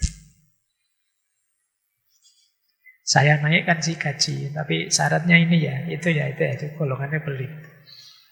Jadi mau ngasih tapi kayak orang ragu-ragu, tidak jelas. Harus begini, harus begitu, kalau tidak begini tak cancel, kalau tidak begini, itu namanya pelit. Jadi ini salah satu ilustrasi ya bagaimana sosialisasi pendidikan itu penting. Tidak sekedar diputuskan, tidak sekedar dijalankan tanpa arahan yang jelas. Nanti kalau tidak sukses marah-marah, menyalahkan kiri kanan, mencari kambing hitam. Nah, baik. Ada lagi. Ketika segala sesuatu diteliti, pengetahuan lengkap. Ketika pengetahuan lengkap, pemikiran pun beres, tulus. Ketika pemikiran tulus, hati pun bisa diluruskan. Ketika hati bisa diluruskan, kepribadian terbentuk. Ketika kepribadian terbentuk, keluarga teratur. Ketika keluarga teratur, negara pun dikelola dengan benar. Ketika negara dikelola dengan benar, seluruh kerajaan akan tenang dan bahagia. Kuncinya apa? Belajar pendidikan pengetahuan. Kalau orang mumpuni pengetahuannya, pemikirannya jernih. Kalau pemikirannya jernih, hatinya akan lurus. Karena dikendalikan oleh pemikiran tadi. Kalau hati sudah lurus, kepribadian terbentuk jadi positif. Kalau kepribadian sudah positif, ya hidup di keluarga, sesama keluarga, jadi teratur. Pribadinya bagus-bagus. Kalau keluarga-keluarga teratur, negara juga beres. Isinya orang baik yang gampang diatur. Kalau negara beres, ya seluruh kerajaan, seluruh dunia juga akan damai, aman. Jadi kunci awalnya pendidikan. Lanjut. Nah, prinsip yang keenam, Zhong dan Su. Nah, Zhong itu artinya kesetiaan, loyalitas. Su itu artinya memaklumi, memaafkan. Zhong disebut loyalitas atau kesetiaan karena hidup bersama itu tidak selalu manis. Kadang pahit, tidak selalu sukses. Ya kadang ada gagalnya. Tapi kalau ada zong, ada komitmen, ada loyalitas, ada kesetiaan, manis atau pahit, aku akan tetap setia. Jadi kalau ada yang tidak setia berarti kekurangan zong. Iya. Jadi loyalitas penting ya, komitmen penting. Kalau tidak ada yang mau berkomitmen, biasanya tidak ada yang mau berkorban. Kalau tidak ada yang mau berkorban, ya hidup bersama akan sulit dijalin. Tidak ada yang mau ngalah, semua orang egois. Jadi, ya tentu saja, apalagi para pemimpin. Dia harus punya loyalitas yang sangat tinggi kepada bangsanya. Kalau kita ya loyalitas pada bangsa, pada yang mimpin dan lain sebagainya. Yang kedua, su. Su itu artinya luas hati, memaklumi, menghormati perspektif yang lain. Jadi bisa mengambil sudut pandang orang lain. Nanti dalam rangka su ini nanti muncul istilahnya silver rule. Biasanya kan ada golden rule. Silver rule itu yang sifatnya negatif.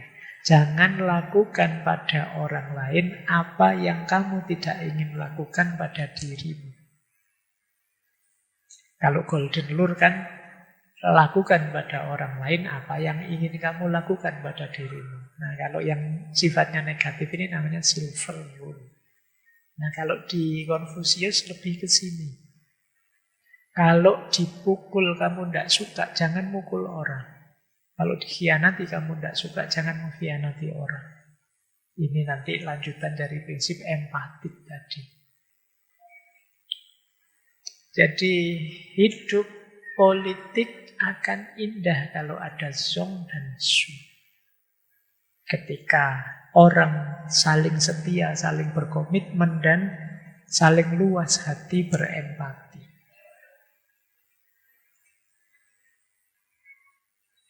Nah, lanjutannya begini. Manusia harus menuntut banyak dari dirinya sendiri dan sedikit saja dari orang lain. Kita akan kebalikannya, selalu menuntut banyak dari orang lain, menganggap diri kita beres saja. Kata Konfusius, kalau engkau bertemu orang yang mulia, pikirkan bagaimana engkau bisa seperti orang itu, mencapai keunggulannya. Ketika engkau bertemu orang yang rendah, coba kamu introspeksi, lihat dalam dirimu. Jangan-jangan ada kualitas itu dalam dirimu. Oke. Belajarlah baik dari orang baik maupun orang buruk. Dari orang baik belajar untuk menirunya. Dari orang buruk belajar untuk tidak seperti itu. Jangan sampai dalam diriku ada kualitas seperti itu. Lihat orang kok jahatnya setengah mati, mulutnya tajamnya setengah mati. Jangan-jangan saya juga pernah begitu. Dikomentari orang buruk, wah orang ini nyelekit sekali kalau komen. Jangan-jangan kemarin saya komen itu yang saya komeni juga sakit hatinya. Nah, jadi kita kembalikan lagi ke diri kita. Tapi kalau ketemu orang bagus, orang hebat, gimana caranya ya saya seperti orang itu? Orang itu kok tenang sekali. Gimana ya saya bisa tenang seperti itu? Jadi dengan siapapun kita ketemu, kita ambil sisi positifnya untuk kita. Jadi kita tidak banyak menuntut orang lain, tapi menuntut diri kita untuk jadi lebih baik dan lebih baik terus. Lanjut. Nah ya, ini Zhengming. Zhengming itu artinya perbaikan nama atau penamaan yang benar. Setiap kita, ya kita punya nama sih. Nama itu bisa kita artikan juga peran, posisi, status, kedudukan. Mari kita hayati peran, status, kedudukan kita. Juga kalau kita memberi nama, menyebut itu harus pas. Ini namanya Zhengming. Yang sering jadi sumber kekacauan, orang tidak jelas namanya, tidak jelas statusnya, atau tidak bertanggung jawab dengan nama dan status yang dia miliki. Yang mahasiswa gayanya kayak pengusaha, yang pengusaha gayanya kayak pengemis, yang pengemis gayanya kayak konglomerat, yang kacau dunia ini. Kalian harus tanya, peranku apa, posisiku apa, maka apa yang harus aku lakukan? Ini namanya Zhengming. Penegakan nama-nama, pembenahan nama-nama. Yang menteri, ya lakukan tugas sebagai menteri. Yang presiden, jalankan tugas sebagai presiden. Yang agamawan, ya jadi agamawan. Lalu sekarang banyak yang tiba-tiba jadi ustadz. Tiba-tiba jadi apa? Tiba-tiba semua. Lu posisimu itu apa? Yang dagang, ya daganglah yang baik. Yang bisnis-bisnislah yang baik. Jadilah bisnismen yang kontributif di bidangmu. Kekacauan terjadi ketika orang lupa posisinya, lupa perannya, sehingga tidak bisa memberikan yang terbaik. Nah, setiap orang harus hidup dengan kesejatian perannya. Inilah yang akan memberi keharmonisan dalam masyarakat. Status kita apapun, itu ada tanggung jawabnya. Apakah penguasa, menteri, sebagai ayah, sebagai anak. Loh, kalau kamu sebagai anak, ya berperanlah sebagai anak. Jangan bergaya kayak bapak. Jangan bergaya kayak simbah, kamu itu levelnya anak. Di depan simbahmu kamu cucu. Di depan bapakmu kamu anak. Di kampus kamu mahasiswa. Kayak saya misalnya malam hari ini ngaji filsafat, ya sebagai pemateri filsafat. Nanti di rumah di depan anak-anak, ya saya sebagai bapak. Jangan dibayangkan di depan anak-anak saya aku yang ngomong ini Zhengming, tidak mungkin. Itu yang bikin kacau. Nanti kamu di depan orang tuamu merasa sebagai mahasiswa juga. Nanti ikut-ikutan. Boleh tanya Pak, sama orang tuamu. Jadi katanya dosen saya kritis itu tidak apa-apa kok. Jadi saya boleh tanya tuh, halah kok biasa saja sama orang tua. Sama simbahmu juga sebagai cucu. Dengan teman. Nanti di depan temanmu kamu gayanya kayak dosen. Ya kacau. Makanya Zhengming, ayo semua kembali ke peran asli masing-masing. Apalagi sekarang di dunia digital. Wah, sudah campur baur, peran itu sudah tidak jelas. Itu yang jadi sumber kekacauan. Jadi ruwet. Yang bukan ahli agama, bukan kiai, bukan ustadz, tiba-tiba ngomong agama panjang lebar. Terus muncul masalah, jadi debat. Logikanya pokoknya. Ruwet akhirnya situasi. Maka ayo Zhengming, menegakkan nama-nama, memperbaiki nama-nama. Kata Konfusius, jangan khawatir jika engkau tidak memiliki posisi. Khawatirlah tentang kelayakanmu untuk posisi tersebut. Jangan khawatir jika engkau tidak dikenal dan dikagumi. Dedikasikan dirimu pada kehidupan sehingga pantas dikagumi. Kamu tidak usah khawatir tidak punya posisi, tapi khawatirkan posisimu sekarang itu kamu layak enggak? Bisa enggak ya Pak, saya besok jadi pemimpin? Kan masih besok. Coba sekarang posisimu apa? Mahasiswa. Kamu pantas enggak sih disebut mahasiswa sekarang? Kamu layak enggak sih disebut anak soleh sekarang? Kamu patut enggak sih merasa sebagai generasi muda loh Pak saya itu? Generasi muda itu harusnya melakukan apa Pak? Kamu merasa layak enggak menyebut dirimu generasi masa depan? Jadi tidak usah khawatir kamu tidak punya posisi ini, tidak punya posisi itu. Tapi khawatirkan kelayakanmu. Layak tidak sih saya Pak besok jadi pemimpin? Layak tidak sih Pak saya untuk jadi ini, jadi itu? Kemudian juga tidak usah khawatir kamu tidak dikenal orang, tidak dikagumi orang. Jadi, Pak kok tidak ada yang muji saya ya Pak? Kok tidak ada yang nge-like saya ya Pak? Saya posting sejak kemarin itu, yang nge-like cuma 1. Padahal teman sak kamar aja 2. Misalnya. Ngenes banget itu. Nah, tidak usah mikir. Pastikan saja bahwa yang kamu lakukan baik, cocok, sesuai, dan sebenarnya engkau layak dikagumi meskipun tidak ada orang peduli. Itu cukup. Jadi tidak usah nunggu pujiannya orang, tidak usah nunggu kekagumannya orang. Jalan saja kalau kamu merasa ya itu yang baik, yang tepat, yang harus dilakukan. Oke, lanjut.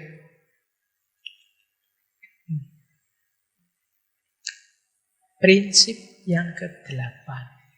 Jadi ini ada istilah Junzi, Jinze, dan Xiuyan.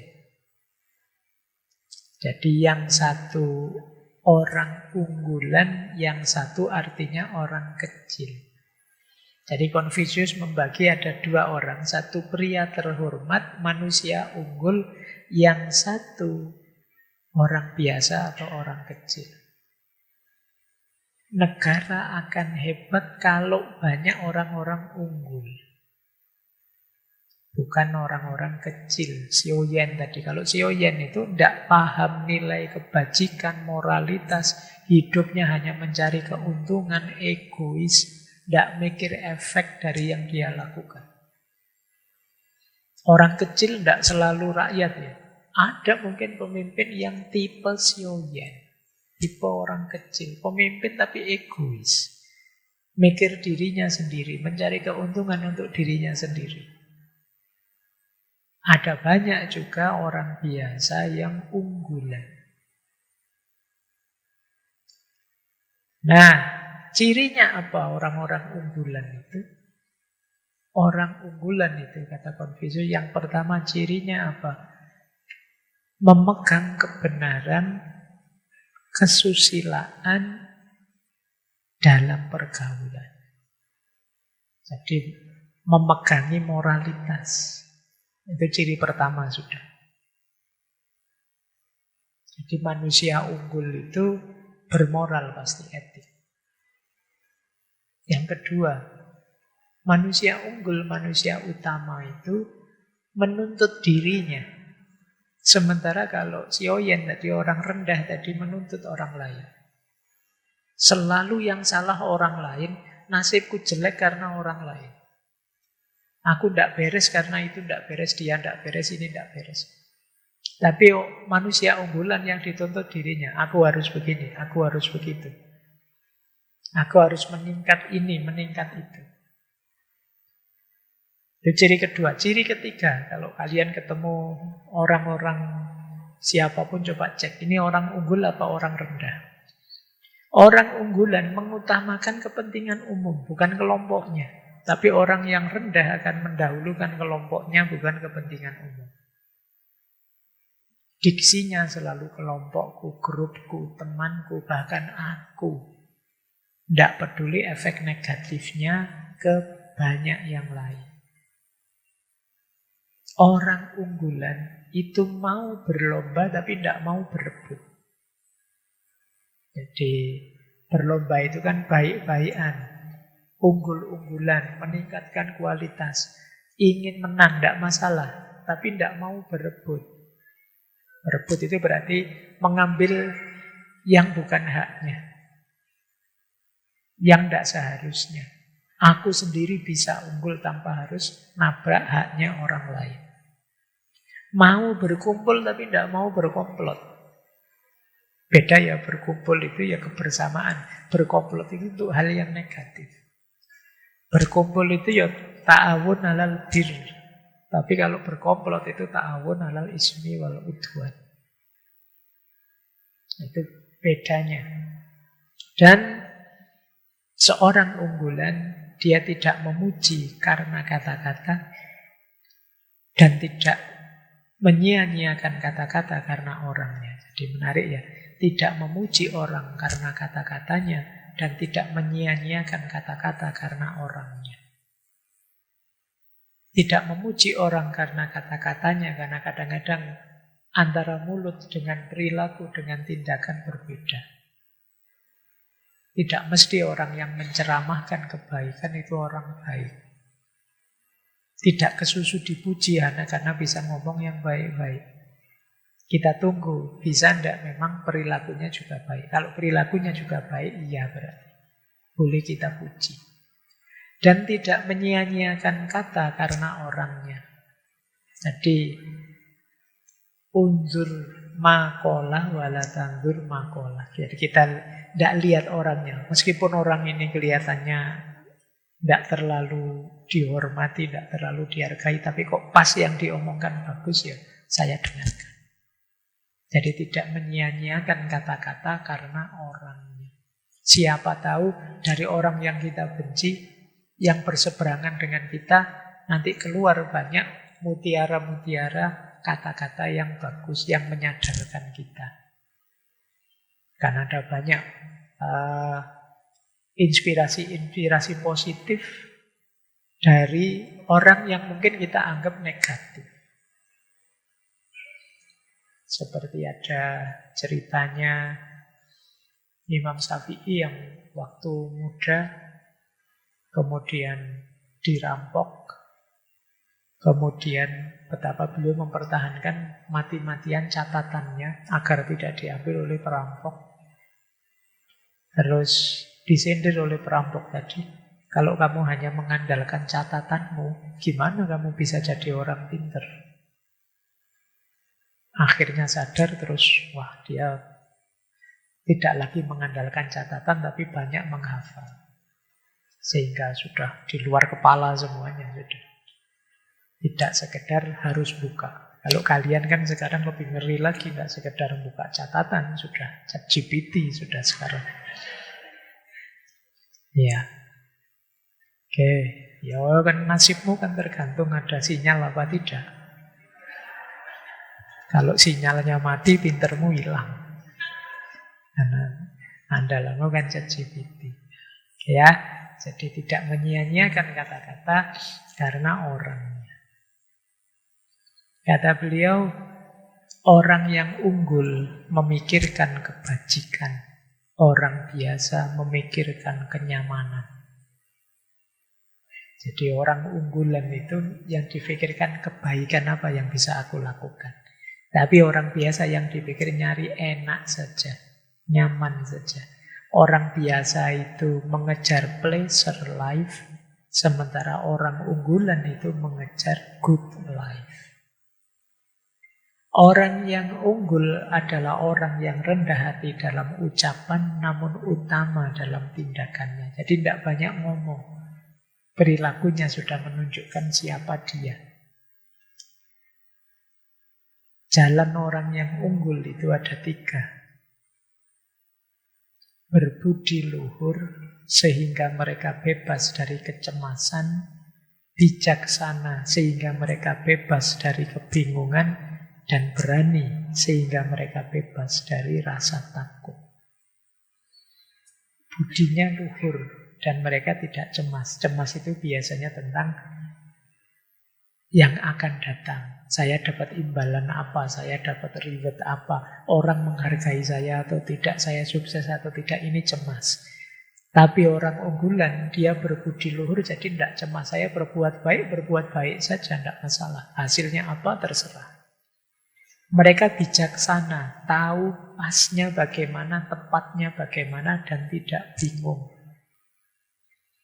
Jadi kalau masih bingung berarti masih belum unggul. Orang bijaksana itu, orang unggul itu tahu pasnya. Benernya begini sih, tapi untuk konteks sekarang penerapannya mungkin seperti ini dulu. Itu namanya bijaksana. Kemudian berani, jadi tidak takut.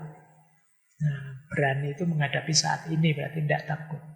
Melakukan kebaikan dengan bijaksana dan berani. Itulah orang yang unggul. Dilanjutkan. Orang yang unggul ketika beristirahat dengan nyaman tidak lupa bahwa bahaya mungkin datang.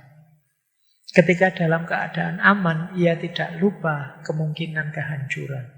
Ketika semua sudah teratur, dia tidak lupa bahwa kekacauan bisa saja datang. Dengan demikian, dirinya tidak terancam bahaya dan negara serta seluruh masyarakatnya tetap terpelihara. Kalau dalam falsafah Jawa, orang unggul itu yang selalu eling lan waspada. Tidak lupa diri, tidak terlena. Meskipun sedang nyaman, sedang enak, dia tahu hidup itu dinamis naik turun. Jadi dia selalu siap menghadapinya. Nah, jadi itu prinsip ke-7. Pembedaan antara orang unggul dan orang yang rendah. Oke, nah, masih ada 15 menit lagi ya. Ada beberapa quote yang saya bawa. Mungkin jadi bahan renungan kalian ya. Menurut Konfusius, di negara yang memiliki pemerintahan yang baik, kemiskinan adalah sesuatu yang memalukan. Di negara yang pemerintahannya buruk, kekayaan adalah sesuatu yang memalukan. Coba kalian mikir agak dalam ya quote ini. Jadi kalau pemerintahannya baik, ya harusnya semuanya tertata. Wong berarti fasilitas-fasilitas tersedia. Kalau miskin, ya malu lah, berarti kita males. Jadi tidak serius hidup, tidak serius menjalani keseharian yang sudah banyak fasilitas, wong pemerintahannya baik. Berarti yang salah kita. Tapi kalau pemerintahannya buruk, kata Konfusius, kekayaan yang memalukan. Kenapa? Pemerintahannya buruk berarti kacau. Biasanya ya perilaku-perilaku korupsi, kolusi dan lain sebagainya merajalela. Biasanya orang bisa kaya ya lewat jalur-jalur tadi. Karena lewat jalur normal susah kaya. Lewat jalur biasa tetap akan kalah. Kenapa? Sistemnya tidak normal.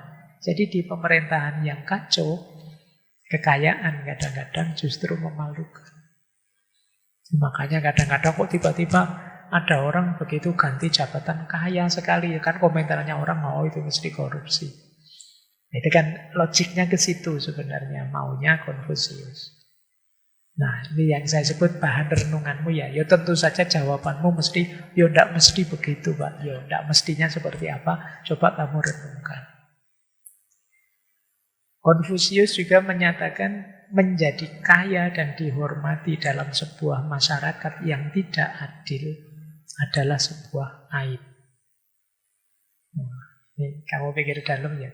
Kalau struktur masyarakatnya tidak adil, berarti di situ ada kezaliman.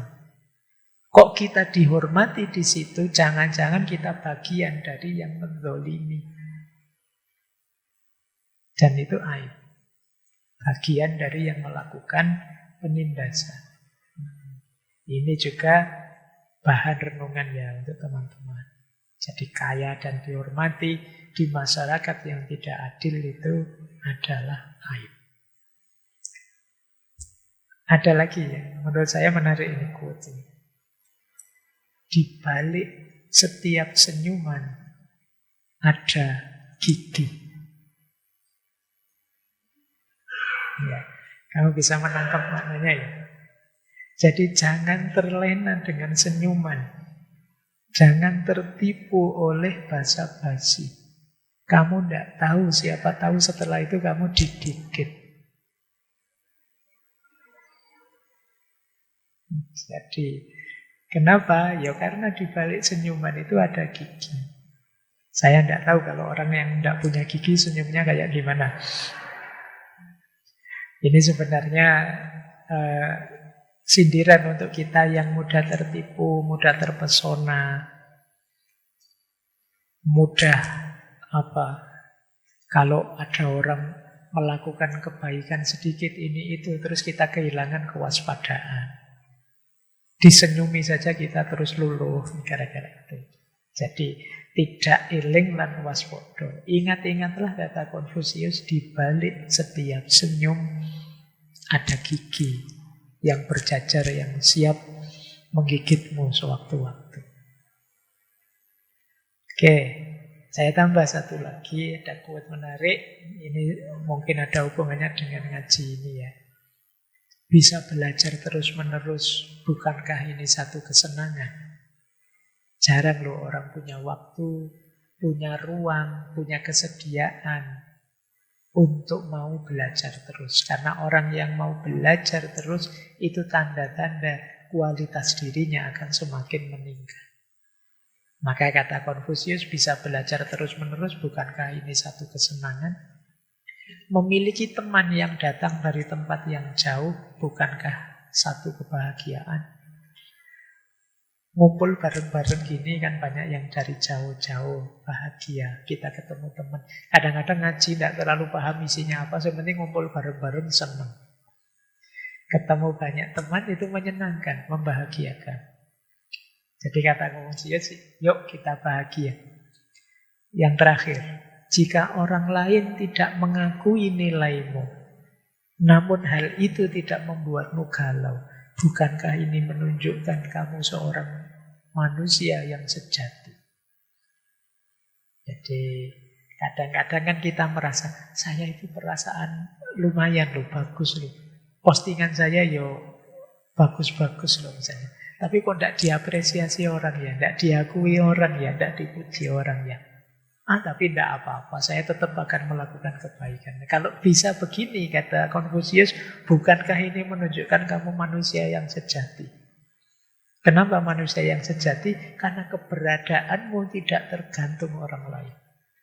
Kebaikanmu tidak menunggu pujian orang lain, tidak menunggu support dukungan orang lain. Aku tetap akan jadi orang baik. Bukankah itu kebanggaan? Ternyata aku manusia sejati. Ya meskipun kenyataannya kadang kita kebalikannya. Kita galau luar biasa kalau tidak ada yang muji, tidak ada yang like, tidak ada yang subscribe, tidak ada yang jempoli kita. Padahal itu anggap saja efek samping, bukan tujuan. Ada yang muji, alhamdulillah. Tidak ada, ya monggo saja. Wong saya tahu ini baik, ini penting, makanya saya tampilkan. Maka kata Konfusius, jika orang lain tidak mengakui nilaimu dan kamu tidak galau karena itu, bukankah itu menunjukkan kamu seorang manusia yang sejati? Baik, paling tidak malam hari ini kita ketemu dengan kesenangan belajar. Kita ketemu dengan kebahagiaan kebersamaan ngaji kita ini. Sekaligus kita menegaskan bahwa kita manusia sejati karena paham tidak paham, dipuji orang atau tidak dipuji, diakui orang atau tidak diakui, kita tetap ngaji. Nah, semoga pernyataannya Konfusius ini semakin menyemangati kita untuk semakin rajin belajar, semakin rajin dalam kebersamaan dan melakukan kebaikan. Baik, saya kira itu ya. Untuk malam hari ini, perilaku ideal etik dalam hidup sosial di ranah politik menurut Konfusius.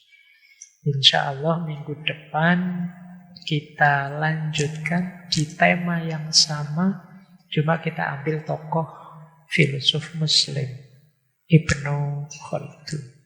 Masih tentang etika sosial, etika politik.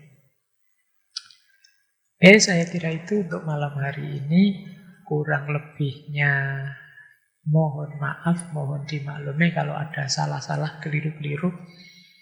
Khususnya tadi mungkin kalau pas membaca istilah-istilah dalam bahasa Chinese yang memang harusnya mungkin ada cara bacanya sendiri, kita membacanya sesuai bunyinya saja. Mohon dimaklumi, ya kapan-kapan mungkin kita bisa kursus bahasa Mandarin biar mocone bisa lebih fasih ya. Semoga ada yang bantu saya untuk cara baca yang pasnya gimana gitu. Baik, saya kira itu saya akhiri sekian. Wallahul muwaffiq, wallahu a'lamu bishawab. Wassalamualaikum warahmatullahi wabarakatuh.